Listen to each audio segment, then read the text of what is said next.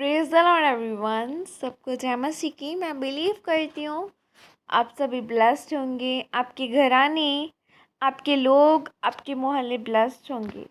और मैं बिलीव करती हूँ ये वचन को सुनने के बाद आपका ये वचन आपकी ज़िंदगी में बोया जाएगा।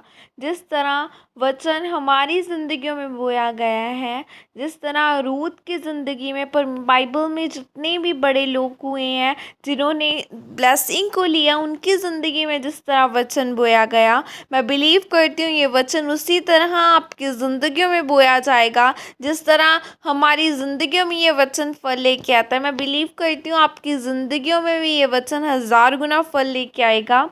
और मैं उस वचन को पढ़ती हूँ जो वचन हमें परमेश्वर के दास अपोस्टल अंकुर यूसुफ निरूला जी द्वारा और परमेश्वर की दासी पास्टर सोनिया यूसुफ निरूला जी द्वारा दिया जाता है। अब मैं उस सामर्थ से भरे और उस पवित्र वचन को मैं आप सभी लोगों के लिए पढ़ती हूँ। क्या आप परमेश्वर के साथ भोजन करेंगे?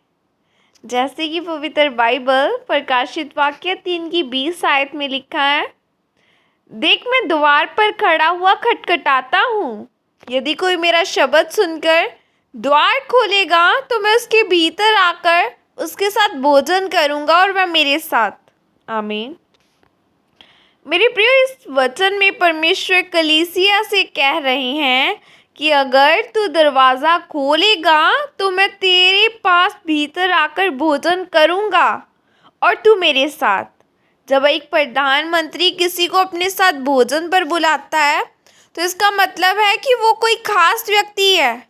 साथ में खाना खाने का मतलब होता है सहभागिता।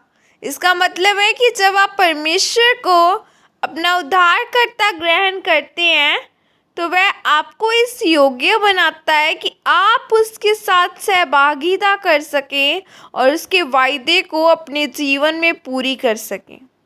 इस वचन में परमेश्वर ने ऐसा नहीं कहा कि हम इकट्ठे खाना खाएंगे, बल्कि परमेश्वर ने कहा तू मेरे साथ खाना खाएगा और मैं तेरे साथ खाना खाऊंगा। इसका मतलब है कि आप परमेश्वर के लिए एक खास व्यक्ति हैं और अब आपको पहले की जैसा नहीं रहने देंगे। परमेश्वर आपको चंगा करेगा, आपको छुटकारा भी देगा, आपको बरकत देगा, आपको ऊंचा करेगा। क्योंकि जब आप परमेश्वर के पास खाने के लिए जाएंगे तो परमेश्वर ने कहा कि मैं तुझे अपना मांस खिलाऊंगा, अपना लहू पिलाऊंगा, जिसे खाकर तू चंगा हो जाएगा, अनंत जीवन का वारिस भी हो जाएगा। जब प्रभु यीशु मसीह ने पकड़वाया जाना था तो उस रात को प्रभु यीशु मसीह ने अपने चेलों के साथ बैठकर खाना खाया। परमेश्वर ने रोटी ली, उसको तोड़ा और अपने चेलों को दिया और कहा कि यह मेरा मांस है जो बहुतों की चंगाई के लिए तोड़ा जाता है। उसी तरह प्रभु यीशु मसीह ने जूस का प्याला लिया और अपने चेलों को देकर कहा कि यह मेरा लहू है जो बहुतों के उद्धार के लिए बहाया जाता है। प्रभु यीशु मसीह ने कहा कि सारी उम्र मेरी याद में ऐसा ही किया करना। परमेश्वर ने आपको अपने मांस और लहू का भोज करवाया है। परमेश्वर ने कहा कि जब तू मेरे पास खाने के लिए आया करे तो मैंने तुझे अपना बदन खिलाया, अपना लहू पिलाया, तुझे चंगाई दी, तुझे बरकत दी। लेकिन परमेश्वर कहते हैं कि जब मैं तेरे पास खाने के लिए आऊँगा तो मैं देखूंगा कि तेरे पास आत्मा के फल हैं या नहीं। इसीलिए आपकी ज़िंदगी आत्मिक फलों का होना बहुत ज़रूरी है। क्योंकि अगर आपकी ज़िंदगी में आत्मिक फल नहीं होंगे और परमेश्वर आपके पास से भूखे चले जाएंगे तो फिर आपको आशीष की बजाय आपकी लाइफ में आपको श्राप मिलेंगे। जैसे कि बाइबल में लिखा है, जब मालिक ने पेड़ में से कोई फल नहीं पाया तो उसने माली से कहा कि इसे काट दे और आग में फेंक दे और इसकी जगह कोई दूसरा पेड़ लगा दे। इसीलिए मेरे प्रियो, अगर आप परमेश्वर को अपने घर भोजन के लिए बुलाना चाहते हैं तो परमेश्वर के वचनों पर भी चलें, रोज़ प्रार्थना करें, आत्मिक फलों से भरें ताकि आप परमेश्वर के साथ भोजन कर सकें और परमेश्वर के वायदे को अपने लाइफ में पूरा कर सकें। आमीन। और यह अंगीकार आपकी तरफ से किया जाए। सर्वशक्तिमान परमेश्वर, आज के इस वचन के लिए पिता मैं आपका धन्यवाद करती हूँ और परमेश्वर मैं अंगीकार करती हूँ कि मैं अपने जीवन को आत्मिक फलों से भरूंगी और आपके वचनों पर चलूँगी ताकि मैं आपके साथ भोजन कर सकूँ और आपके वायदे को अपनी लाइफ में पूरा कर सकूँ।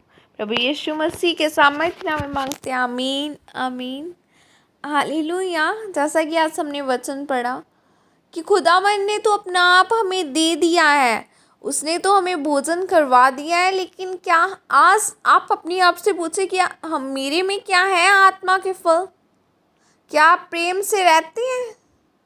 क्या कभी आपके अंदर धीरज है कि किसी की बात सुन ली जाए फिर उससे बोला जाए?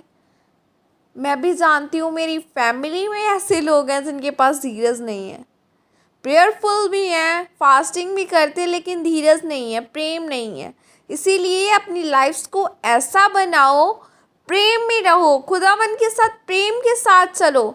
अगर किसी ने बुरा किया भी है तो उसे माफ़ कर दो, क्योंकि बाइबल कहती है कि जैसा मैंने तुझे माफ़ किया है तो तू अपने विरोधियों को माफ़ कर दे। आज लोगों की लाइफ में पेशेंस बिल्कुल भी नहीं है, धीरज है ही नहीं। सो अपनी लाइफ्स को ऐसा बनाओ कि खुदावन को आप अच्छे लग सको, खुदावन की आप हजूरी में चल सको, प्रेम के साथ, आनंद के साथ अपनी लाइफ हर डे सेलिब्रेट करो परमेश्वर में, आनंद के साथ। कुड़कुड़ा कर कुछ नहीं होगा, आप अपनी लाइफ के दिन घटा लोगे कुड़कुड़ा कर, कुछ नहीं होगा। इसीलिए आनंद के साथ जियो कि खुदावन ने एक नया दिन दिया, आपको खाना मिला है, आपको सांसें मिली हैं, आप वचन सुन रहे हैं, ये बहुत है आपके लिए। इसलिए आनंद से जियो, प्रेम करो सभी से। खुदावन आपको आशीषित करी। God bless you all. खुदावन का आत्मा आपको छुए। मैं बिलीव करती हूँ आप इस वचन के बाद बदलेंगे और प्रेम आपकी लाइफ में आएगा। God bless you. Praise the Lord. जय मसीह की सबको।